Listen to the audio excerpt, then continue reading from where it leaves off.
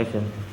Selamat pagi, saya Joko Susilo. Saya akan membawakan tema mengenai perkembangan agribisnis di Indonesia. Mari kita mulai dengan bahan kita, yaitu perkembangan agribisnis di Indonesia. Kita akan mulai dari pendahuluan.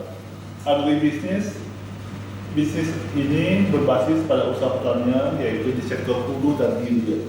Agribisnis bekerja pada rantai sektor pangan atau food supply chain. Agribisnis adalah strategi untuk memperoleh keuntungan. 5 proses agribisnis yaitu terdiri dari budidaya, penyediaan bahan baku, pasca panen, proses pengolahan, dan pemasaran.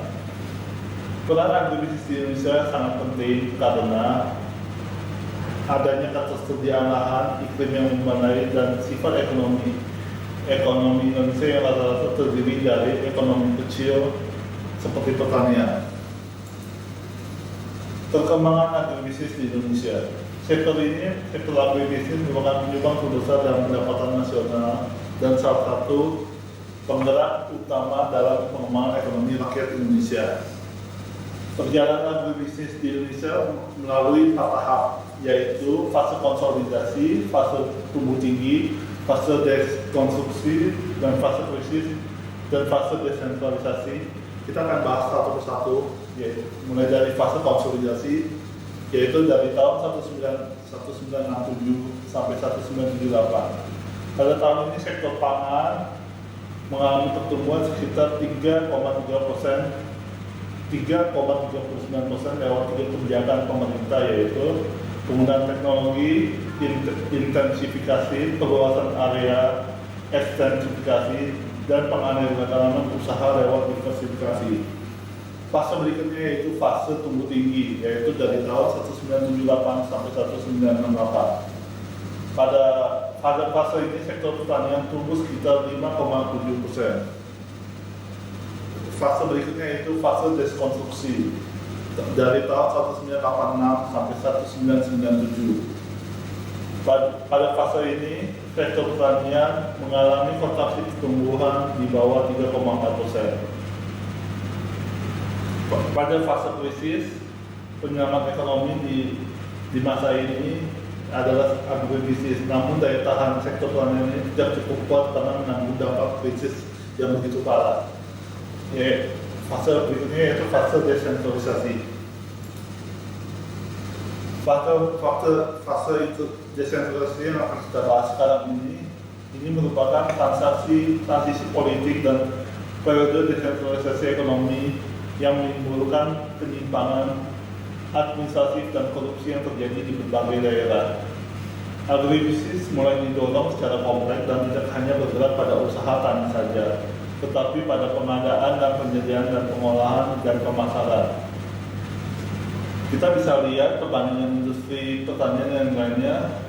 Pertanian pada tahun 1965 berpusat pada 57,1%. Pada tahun berikutnya, yaitu tahun 1985, menurun pada cakupan 2,9%. Pada tahun berikutnya, yaitu tahun 2000, turun menjadi 17%. Sedangkan sektor industri pada tahun 1995 12,5%, kemudian bertambah menjadi 35,3%, dan pada tahun 2000 bertambah lagi menjadi 47%. Sedangkan sektor jasa yang tadinya di tahun 1995 yaitu 31,4% menjadi begitu besar pada tahun 1985 yaitu 42,8%, dan menurun pada tahun 2000 36%. Mengapa sektor pertanian ini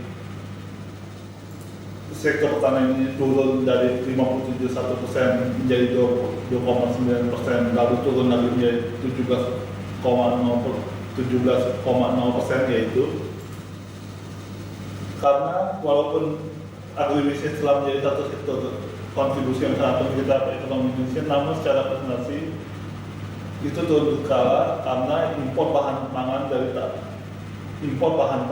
negara lain, dan kedua yaitu lemahnya permintaan produk ekspor Indonesia di pasar luar negeri. Namun peran agribisnis tetap penting karena menciptakan nilai tambah produsen dan meningkatkan lapangan kerja, agroindustri, kesejahteraan petani, dan pertumbuhan ekonomi Indonesia. Bagaimana sektor manajemen agribisnis berkembang lagi, tidak dalam fase menurun tapi ada fase meningkat, yaitu dengan cara mengembangkan pertanian komersil untuk memenuhi sektor domestik dan impor, pemberdayaan sumber daya yang ada, peningkatan sumber daya manusia, dan lalu pengadaan dan penyaluran sarana produksi, kegiatan produksi primer atau budidaya yang ada, pengolahan agrobisnis, dan pemasaran. Terima kasih, sekian. Inilah presentasi dari Joko Susilo MA 180061. Sekian, terima kasih. Pakai yang kedua aja lebih bagus.